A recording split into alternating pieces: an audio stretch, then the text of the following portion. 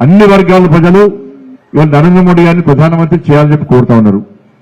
కేంద్రంలో నరేంద్ర మోడీ గారి ప్రభుత్వం ఏర్పడబోతుంది కాబట్టి తెలంగాణ రాష్ట్రం ఇంకా అభివృద్ధి చెందాలంటే, ఇంకా నిధులు రావాలంటే ఇవాళ భారతీయ జనతా పార్టీ ప్రభుత్వం దేశంలో ఏర్పడబోతుంది కాబట్టి ఆ పార్టీకి సంబంధించిన ఎక్కువ మంది ఎంపీలకు గెలిపించాలని చెప్పి ప్రజలందరూ ఆలోచిస్తున్నారు. కాబట్టి కాంగ్రెస్ పార్టీ ఇచ్చినటువంటి హామీలు నెరవేర్చకుండా ఇచ్చిన 6 గ్యారెంటీలను 100 రోజుల పాటు అమలు చేస్తానని అమలు చేయకపోవడం వలన తెలంగాణ ప్రజలను మోసం చేసింది కనుక, కర్ణాటకలో ఏ విధంగా మోసం చేసిందో తెలంగాణ రాష్ట్రంలో అదేవిధంగా మోసం చేసింది కనుక ఈ పార్టీ తనకి గుణపాఠం చెప్పాలి.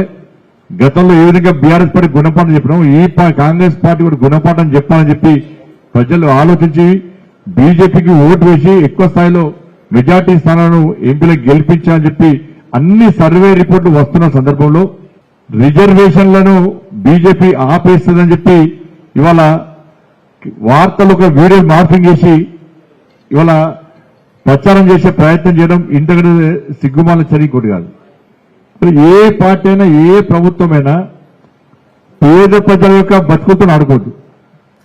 ఇప్పటికే పేద ప్రజలు అనేక కష్టాలు ఇబ్బందులు టెన్షన్ వాతావరణంలో వాళ్ళ నిత్య జీవితాన్ని కొనసాగించే ప్రయత్నం చేస్తున్నారు. కాబట్టి రాజకీయ పార్టీలు ఏం చేయాలి? గత ప్రభుత్వం రిజర్వేషన్ విధానం ఈ విధంగా చేసింది, ఇంకా మేము బ్రహ్మాండంగా అమలు చేస్తామని చెప్పి చెప్పుకునే ప్రయత్నం చేయాలి తప్ప, ప్రచారం చేసుకునే ప్రయత్నం చేయాలి తప్ప రిజర్వేషన్లే ఎత్తేస్తారట అని చెప్పి తప్పుడు ప్రచారం చేసే స్థాయికి దిగజారడం ఇది మంచి పాలిటిక్స్ కాదు. వాళ్ళ పేద ప్రజలకు భయానక వాతావరణంలో జీవించే పరిస్థితి వచ్చింది వాళ్ళు.